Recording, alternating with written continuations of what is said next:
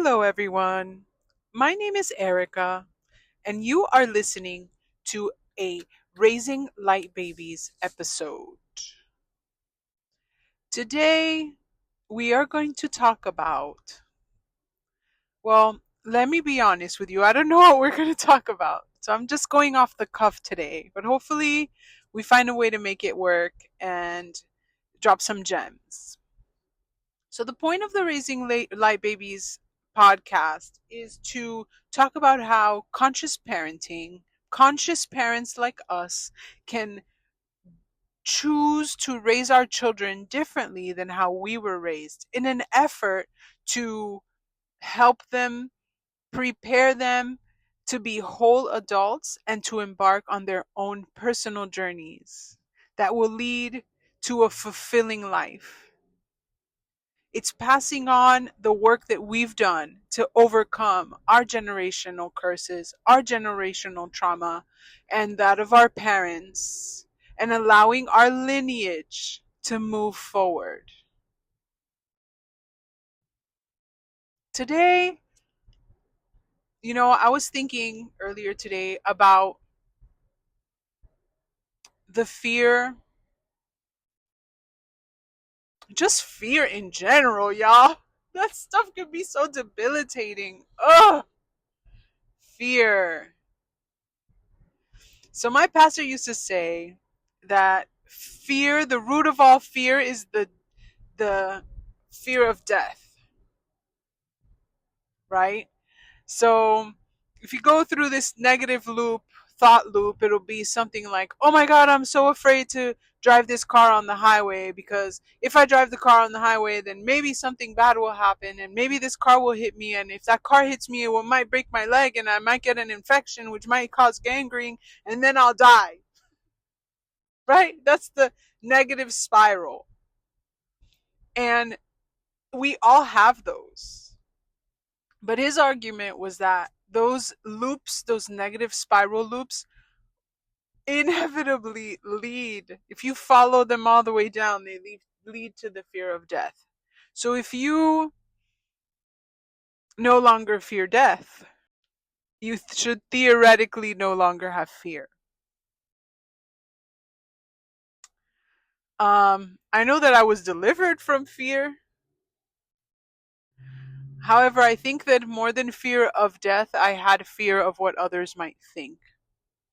Fear of being perceived as something of not smart, naive, not enough, etc., etc., etc. A few weeks ago, it occurred to me, wait a minute, there's only one person who gets to define me. And that's me. That's me, y'all. I'm the only one that gets to define me. I'm the only one. You could say, "Oh, your hair is red." Nah, homegirl, I just went and bought a few boxes of red paint or black paint. Now my hair's not red anymore. I'm no longer a redhead. Now I have black hair. Deal with it. Or I'm blonde. Homegirl, didn't you know? Deal with it. I am finally at the age where I no longer feel like I need to have somebody else tell me about myself. I've been around this earth, I've been around this sun enough times to know that none of us know what we're doing. None of us are coming out of this alive. And all the people that are bold that I've ever seen in my life doing bold stuff, they're just having fun. They're only having more fun than me. They're not smarter. They're not funnier. They're not taller. They're not whatever. More successful. They are simply having more fun than I am. And that is how I got over the fear of death, I guess, or fear of being perceived as something that I wasn't. I don't even have to talk about other people. I spent so much time of my life driving here, driving back, getting this at the supermarket, the same aisles, coming back. Never a detour, never a serendipitous moment, not leaving place for magic, not leaving place for space for, uh, uh, uh, you know, an encounter that is just a miracle encounter, a new thing to happen, freshness. Okay? Not leaving space for fresh air in my life. But why? Why? So I can be asleep? So I can walk around my life like a zombie? Or so I can fit in? But newsflash, honey, fit in with who? Fit in with who?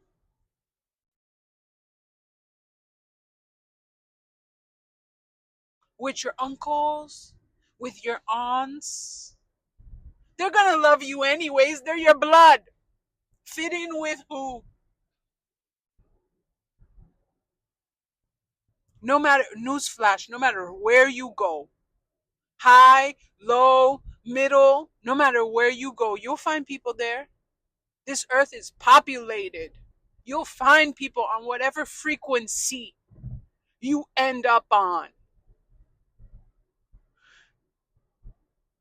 So, fear of being perceived as an outsider, what?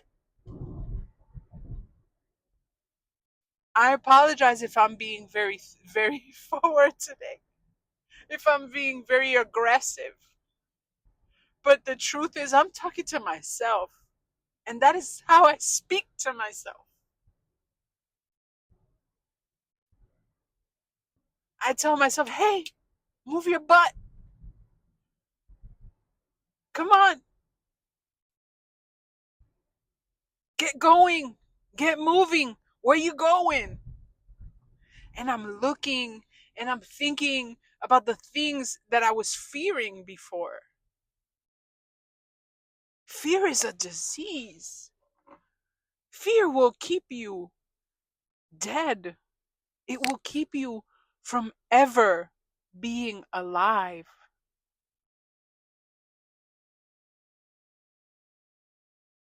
And we don't want that for us. We don't want that for our kids.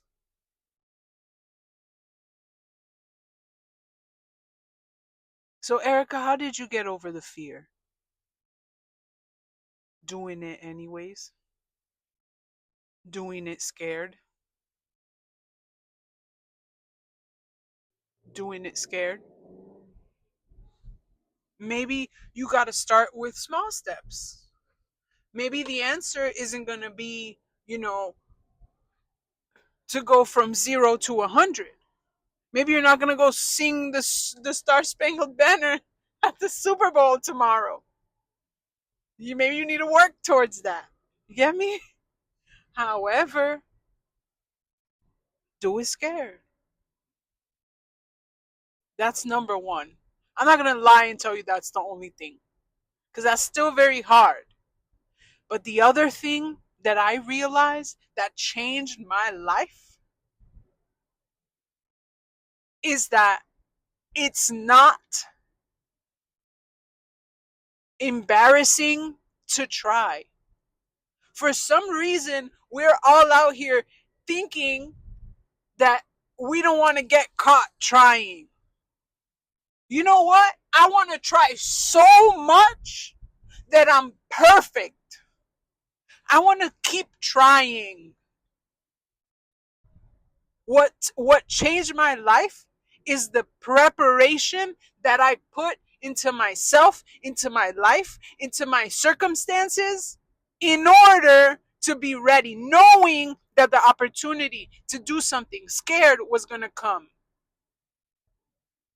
For example, I really don't like walking into rooms that I don't know anybody in.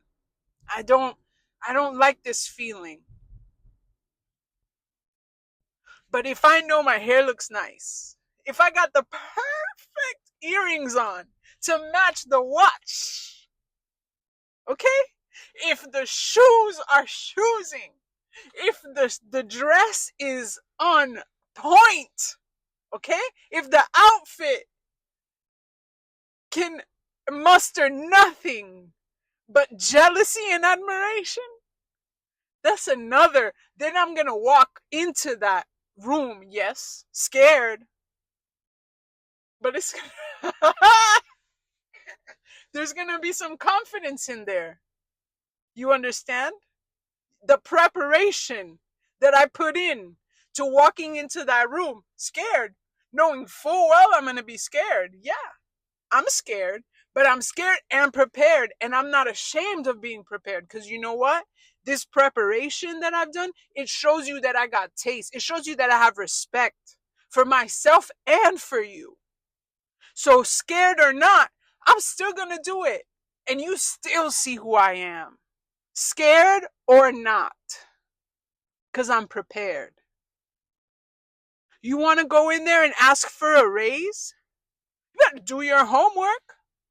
Don't think you're gonna go, well, you know, I really feel. Nah. Put your money where your mouth is. Do the work. Know what you're gonna say when you get in there and ask for a raise. Know more than you think you need to know. Because when that boss, you're gonna still be scared. But when that boss asks you questions thinking he's gonna stump you and you know the answer, you shut him up. And even if you didn't, you earned his respect. Even if you didn't, even if you don't succeed, you earned your own respect, you earned his respect, and guess what? Doors already open. The atmosphere already shifted. You are no longer the same person that walked into that room to ask for that raise. Know that right now. Preparation.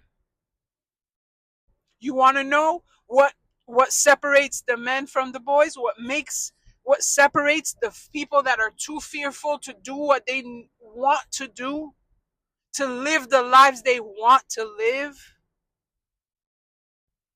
It's doing it scared and being prepared.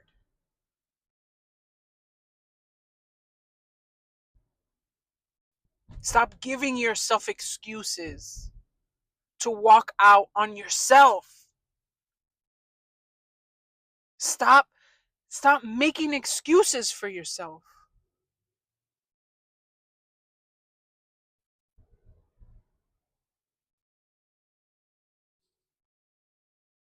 Stop making excuses. Prepare and do what you got to do. And if you don't know what you got to do, well, prepare for the eventualities.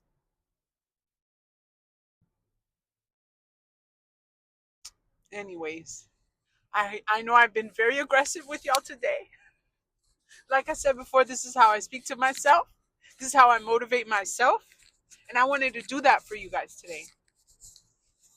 If you like this kind of content, I welcome you to subscribe. Welcome to the gang. But if you don't, keep it pushing, baby. Don't let me hold you because I'm going to keep doing what I'm doing. All right, y'all. Bye.